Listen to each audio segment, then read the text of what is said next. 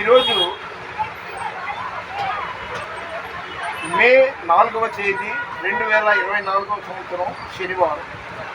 అయితే రాత్రి తెల్లవారులు నిద్ర లేక నేను భ్రమపడ్డా. ఈరోజు 5వ తారీఖు ఆదివారం అనేసి సెంటర్కి వెళ్తుంటే అక్కడ సుప్రీం మార్ట్ అనేది తెరిచి ఉంది.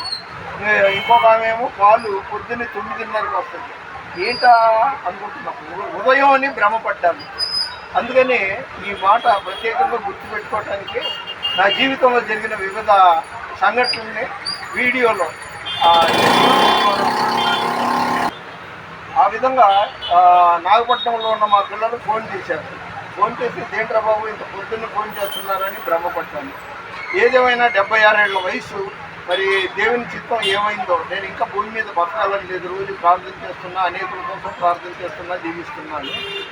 ఇది దేవుని చిత్తం అయితే 562వ వీడియో కావచ్చు. నేను ఎప్పుడూ నా సేవ ఏంటంటే నలుగురి కోసం ప్రార్థన చేయాలి, బాగా సంపాదించాలనేది నా ఉద్దేశం కాదు. ఎందుకంటే టయానికి తిండి ఇస్తున్నాడు, ఆరోగ్యం ఇచ్చాడు, ఆయుష్ ఇచ్చాడు. కాబట్టి ఇది నా జీవితంలో గుర్తుపెట్టుకోవటానికి. దీని పేరేంటంటే ఇంకా టైటిల్ నిర్ణయించలేదు. మన వినికిడిలో దేవుడికి కొన్ని మాటలు దీవించిన కాక దేవుని పరిచయంలో మీ రత్నం ఫ్రాన్సిస్. God bless you. మరొక్కసారి ఈరోజు మే 4వ తారీఖు శనివారం 2022వ సంవత్సరం సాయంత్రం 7:30 ప్రాంతం చేయబడింది. అంటే ఈరోజు ఉదయంగా నేను భ్రమపడ్డాను. అది మీ అందరూ చూస్తున్న మిమ్మల్ని ఇది షూట్ చేసిన అంటే చిత్రీకరించిన వాళ్ళని దేవుడు సమృద్ధిగా దీవించిన గాడ్ బ్లెస్ యు.